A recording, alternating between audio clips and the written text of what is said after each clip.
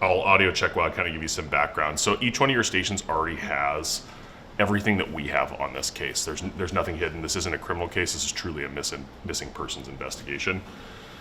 I'm going to refer to notes because there's a lot of details here. So feel free to ask me again or repeat myself. I'm happy to do that. Okay, so this case is a missing person case on Eddie Hare and Scott Smith. They are rock hunters. You guys are ready to go, right? I'm not jumping the gun, Care? They're rock hunters, so they get together. They're friends. Sounds like lifelong friends. They get together and they drive out to places to find rare rocks. We've had some tips that they might be in Central Oregon, somewhere out of Eugene, the Coast Range. We've even had a tip as far as Idaho. So our goal here, our objective, is really to find them. We want to know where they are. I'm going to cite some facts that we have looked into, some investigative leads that our detectives have followed up on, which are pretty standard law enforcement tactics here. So neither of them have any active bank activity. They have not left the country as far as we can tell. No flight records. Last cell phone activity for both of them was on September 23rd. No hospital activity. Their neighborhoods have been canvassed, their friends have been talked to, family members that have been talked to, and we are just at a dead end. So here we are asking for your help to push this out to our community. We're asking for our community to help us find Eddie and Scott. Okay? That's pretty much what I've got. Lob questions at me, and then I'm going to bring up a very close friend of Eddie's to speak to you guys to ask for your help as well. Was there any indication which way they may have gone? None.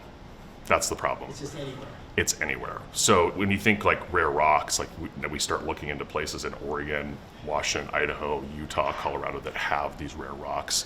It sounds like traditionally they've gone to the Coast Range in the past and into Central Oregon. So those are obviously the first spots we've checked. One person that goes missing and has all these details is kind of one of those things, maybe they want to be missing. We've got 2 community members who are missing and have all the same features of their missing persons case. We're very concerned that something has happened to Scott and Eddie just simply because of the nature of this type of case, right? Or the details of their case. What should the public be looking for? Great question. I sent you the car. You guys have the car. It's a red Jeep, license plate 494KQW. And I'll get you the year of the Jeep too. Sorry, I don't have that memorized. You guys have the year. It's a 2005 Jeep Wrangler, red in color. Okay. I'm happy to come back up. I appreciate you guys coming here. This is really one of those partnerships that we work together. So I'm happy to come back and answer any more questions that they come to your mind. And I'm going to introduce you to Katrina, who's friends with Eddie. Thank you. Thank you, guys.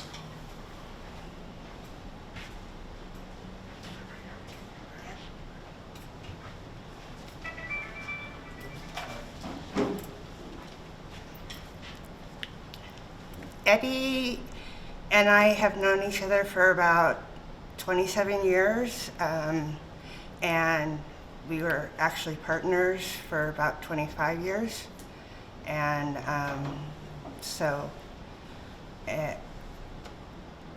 they separated about 4 years. almost 5 years ago. Yeah. Can you tell us about it? And this is Krista. Krista, can you do the same thing? Yeah, my name is Krista, Crista. My last name is Fox, Fox. I am a Perkle. I'm married to her son. Eddie, I lost my father when I was about 5 or 6 years old. Eddie has been my father for 15, 16 years.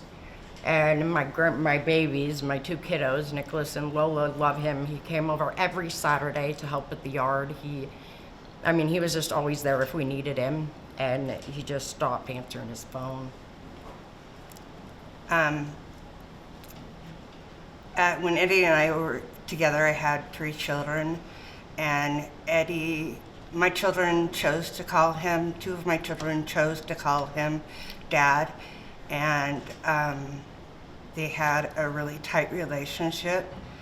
Our daughter died last year, And then we still had our son, and our son talked to him he's almost 40 now, and he has the 2 children with Krista, and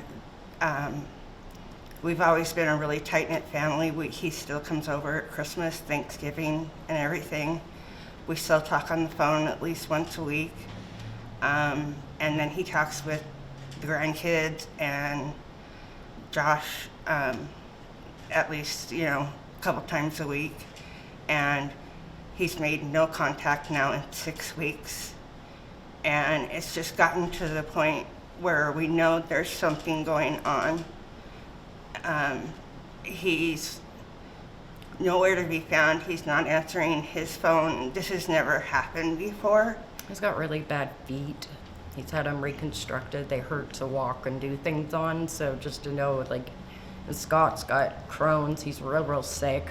Yeah, both of them are. And need their medication. Yeah, both of them are ill, and they don't have their when they left home, they didn't have their medication. When they left home, they didn't take their camping gear. We've been in the apartment, both apartments, and they didn't take things necessary to go camping or even really to go rock hunting. So we don't think that they went either place. I mean, they didn't have a tent, they didn't have their coats, their winter coats, and Eddie's cold when it turns 70. Yeah. So, he would have long underwear on right now, and he's got such bad arthritis that his body locks up in the cold, and it's impossible for him to be out there walking around in, what he was wearing when he left. And to not contact us or one of my children. It's not Eddie. It's not Eddie, yeah. He would have told us that he was leaving town. He always does.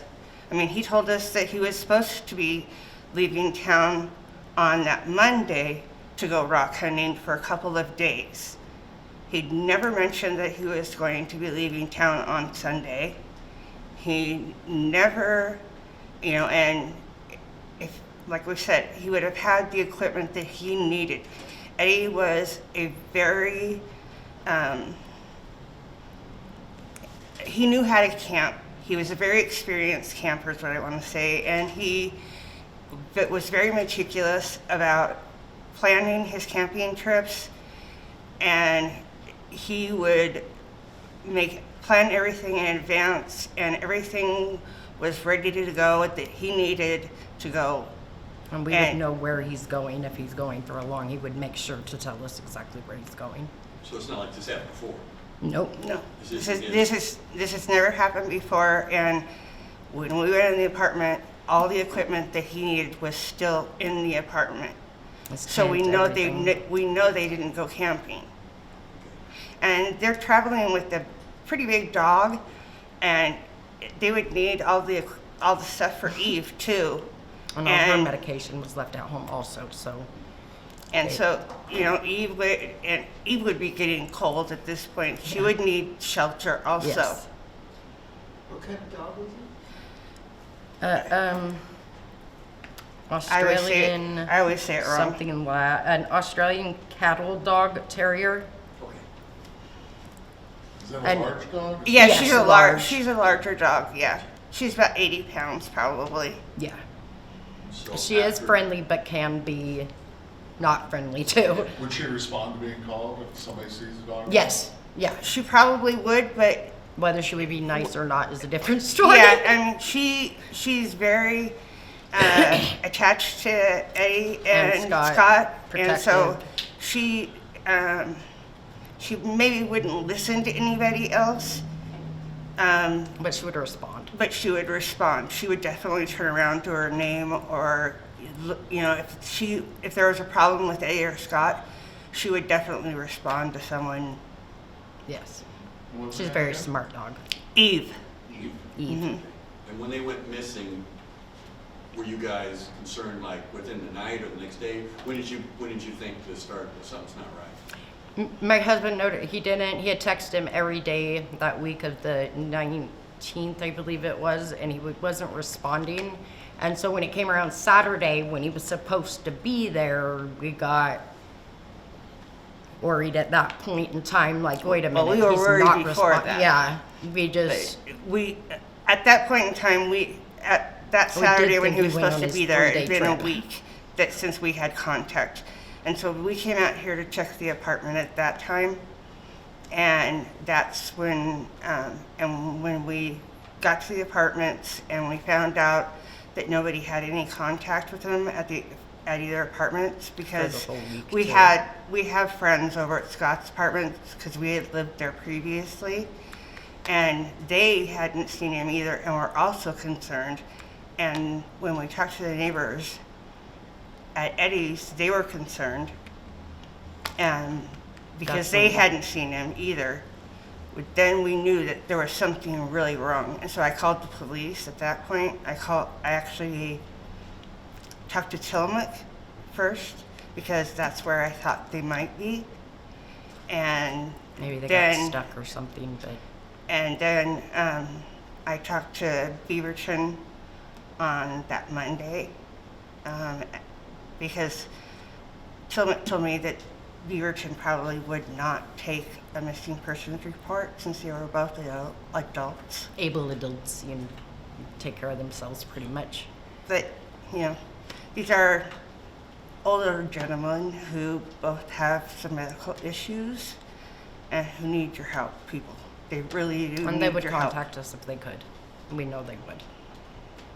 So if you see the Jeep, you see the dog, you see them, please let us know. It's really important. How hard has it been on you guys? I mentioned you've gone through all these scenarios in your head. How hard has it been for you to go through this?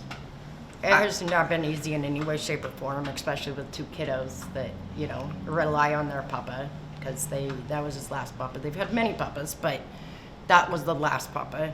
And it just trying to deal with their emotionalness and ours and hers, and it has not been easy in any way.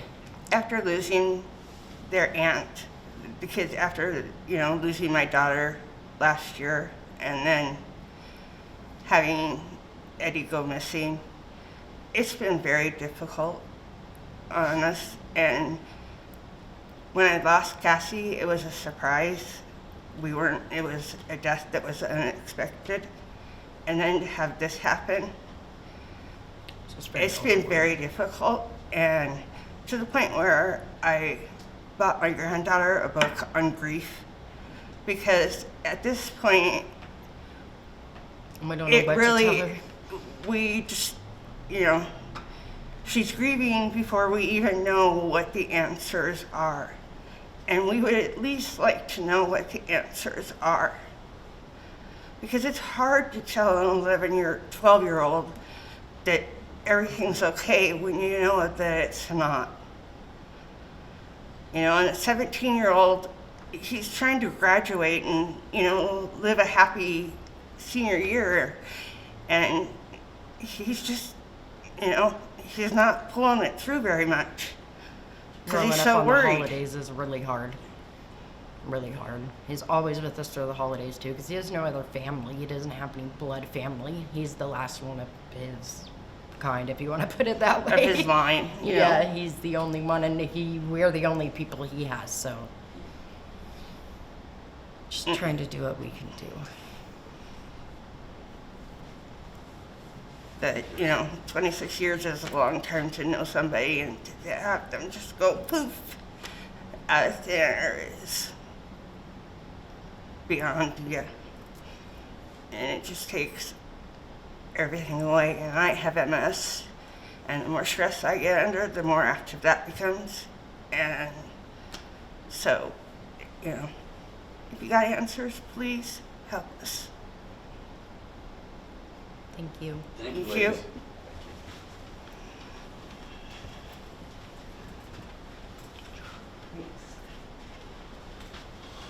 All right. Yeah, I think we can all sympathize with family members of Eddie and Scott here. We all got people close to us that if they go missing, it's troubling to us.